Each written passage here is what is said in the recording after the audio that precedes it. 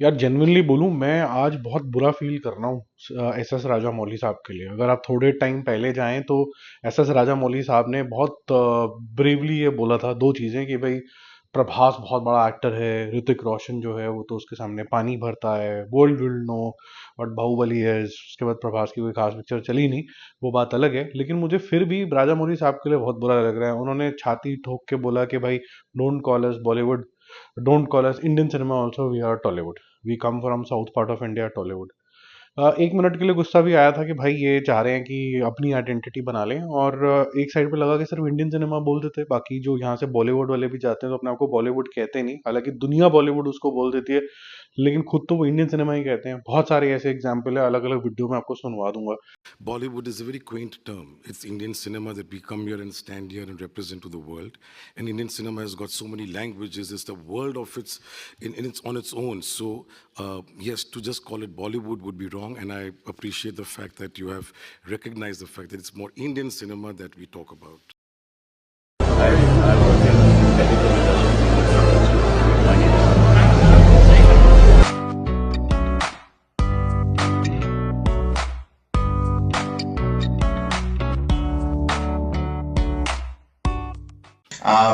as a film, probably you have seen, some of you might have seen some Indian movies where there is songs and fights in between the movie. You will see them here too. But the difference is this is not a Bollywood movie. This is a Telugu film from the south of India, where I come from. World platform में, चाहे वो सलमान खान हो, चाहे वो फिर संजय लीला बंसाली हो, उनको tease भी किया जाता है कि आप बॉलीवुड तो बोलते नहीं, हम इंडियन सिनेमा है, because we have got variety of cinemas within Indian cinema. तो ऐसा उनका सोच होता है। लेकिन मैं समझ सकता हूँ कि राजा मौली साहब ने ऐसा क्यों कहा होगा कि एक जो इंडस्ट्री है जिसको सिर्फ डिशुम डिशुम फालतूगिरी की मूवीज बना बना के अजीब सी उसकी आइडेंटिटी हो गई थी, वहां पर इन भाई साहब की कुछ कोशिश थी कि कुछ अलग करें। मक्खी जैसी मूवी बनाई, फिर बाहुबली जैसी मूवी बनाई, जिसने नाम तो बहुत ज़्यादा रोशन किया, और जो उनको एक पहचान मिलनी चाहिए थी वो भी मिली। एक ऐसे इंसान की जद्दोजहद हो जाती है कि यार हमारी आइडेंटिटी होनी चाहिए। अब उस इंसान के लिए बुरा भी लग रहा है मुझे कि इतनी इज्जत तेलुगु इंडस्ट्री को मिली, वो बेचारे को हर एक को बुला भी लेते हैं कि यार इसका गेम चेंजर का ट्रेलर लॉन्च कर दो जी, पुष्पा का कर दो जी, इसका कर दो जी, इज्जत देते हैं ऑब्वियसली, और उसकी बेचारे की इक्विटी यूज करते हैं कि भाई अगर ये ट्रेलर लॉन्च कर रहे हैं तो बड़ी अच्छी होगी पिक्चर। बट जब इतने सौ सौ करोड़ रुपए के घोटाले हो जाते हैं डे वन ही, तो कितनी इज्जत डाउन हो जाती है उस इंडस्ट्री की यार। जहां पर बहुत इनोवेटिव मूवी बनाने की कोशिश तो करते हैं राजा मौली साहब, वहां पर आप डाकू महाराज बना देते हैं, और वहां पर आप एक नाखून बढ़ा देते हैं, फिर वहां पर आप गेम चेंजर, गेम ओवर, पता नहीं क्या कर देते हैं। ये तो game changing to the next level of box office results है। आज अगर आप ट्विटर पे जाओगे इनके ऑफिशियल पोस्ट के ऊपर, जहां पर 178 176 का इन्होंने पोस्टर निकाला था, जब वो उसके नीचे एक्स ने खुद के ऑटो मॉडल ने आज ये निकाल दिया है कि ये जो नंबर है ये गलत है। इसके नीचे 4 लिंक है, मेरे को ट्रस्ट मत करो, जाके देख लेना इनके प्रोड्यूसर की वेबसाइट एक्स हैंडल के ऊपर। और वहां पर ये पीछे मैं स्क्रीनशॉट भी दिखा रहा हूँ वैसे वहां पर क्लियरली लिखा हुआ आ गया है कि भाई ये लिंक्स पे जाइए, और वो बड़ी क्लियरली बता रहे हैं ये नंबर फ्रॉड है।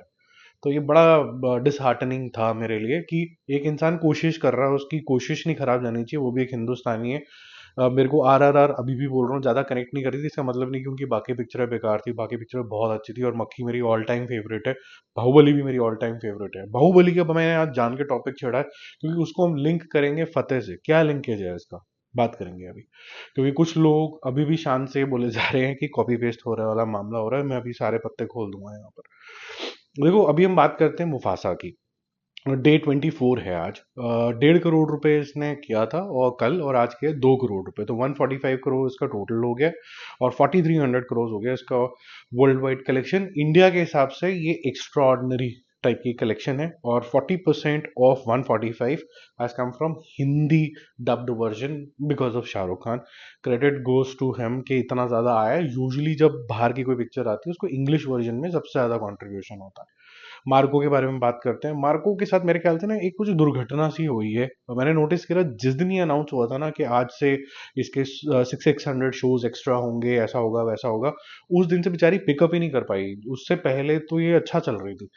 कल 75 लाख किया था। संडे वाला पीक टाइम होता तो 1 करोड़ रुपए सिर्फ करेगी, और सिर्फ 59 करोड़ रुपीज पे इसकी गाड़ी अटक गई है, और 108 करोड़ रुपए इसका वर्ल्ड वाइड कलेक्शन है।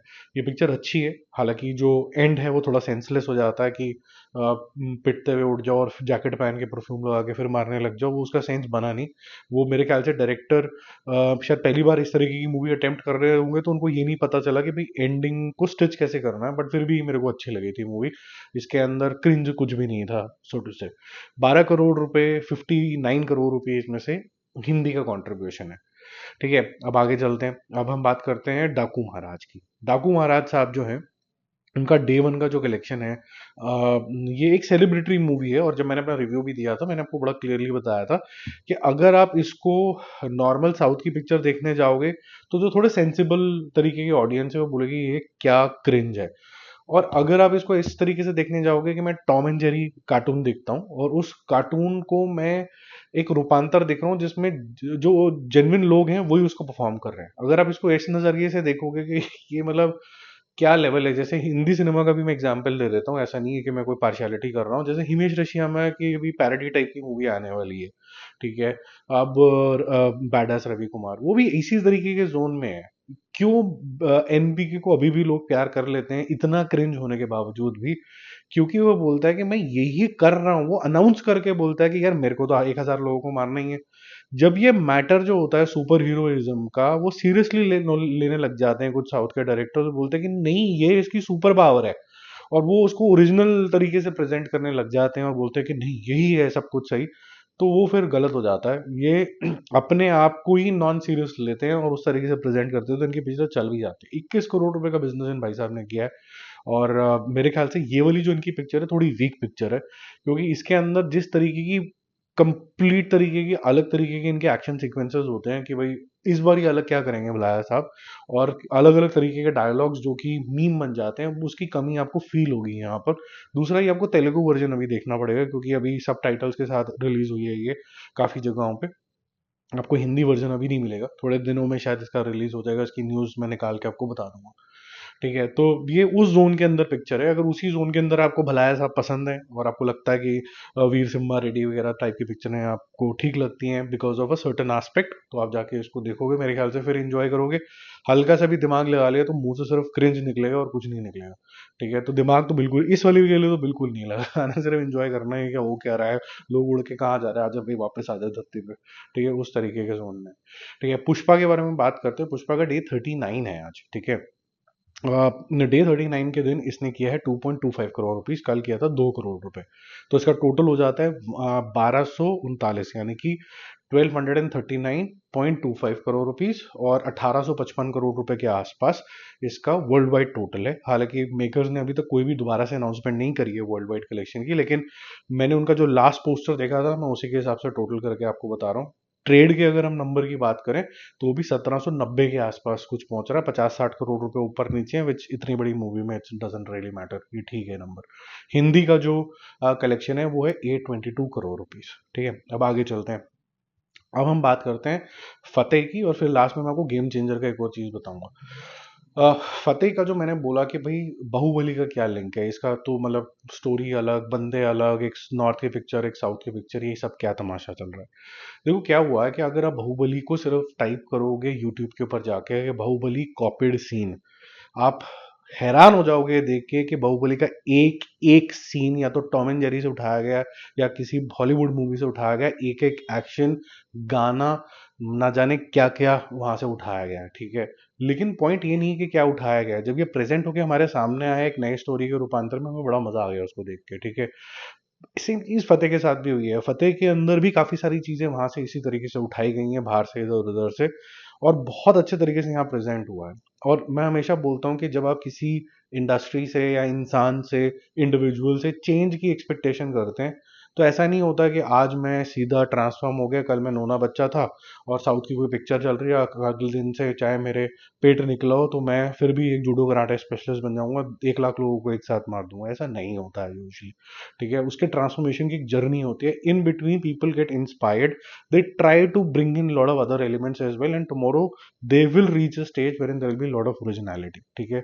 फतेह के बहुत सारी सीन्स जो थे वो इक्वलाइजर से, इधर उधर से, बी कीपर से लोगों ने बोला इंस्पायर्ड है, लेकिन जब मैं ये पिक्चर देख रहा था तो मेरा इमोशन जो था वो बिल्कुल फतेह के कैरेक्टर के अंदर था, जो सोनू सूद ने बहुत फैंटास्टिक तरीके से किया था। Therefore I support this movie and I support, let's say, good performances if it is a remake, though I don't support any remakes now. मतलब एक थर्ड क्लास आइडिया रीमेक करना आज के ज़माने में, क्योंकि जिनके लिए बनाते हो पब्लिक के लिए वही नहीं देखना चाहती, तो क्या ढोल बजा के घर में थोड़ा ना देखनी है पिक्चर, ठीक है। तो ये फतेह का जो रेलेवेंस था वो बाहुबली की वजह से इसलिए मैं लेके आया था। अब गेम चेंजर की बात करते हैं, डे 3 के अंदर इसके numbers all over the place हैं, मतलब कुछ समझ में नहीं आ रहा है कि कौन सा नंबर सही है। जो ट्रू नंबर मेरे पास है, जो ट्रेड के पास है और जो प्रोड्यूसर्स आपके पास नंबर है, मैं आपको वो बताता हूँ।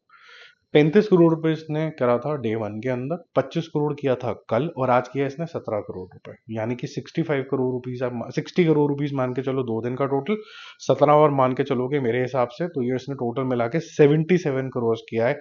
मुश्किल से 100 का आंकड़ा इसने पार किया है। लेकिन अगर मैं ट्रेड की मानूं, ट्रेड के 2 दिन का जो टोटल है वो है 72 करोड़, 100 वो क्रॉस करा चुके हैं इसको, 109 करोड़ रुपीज।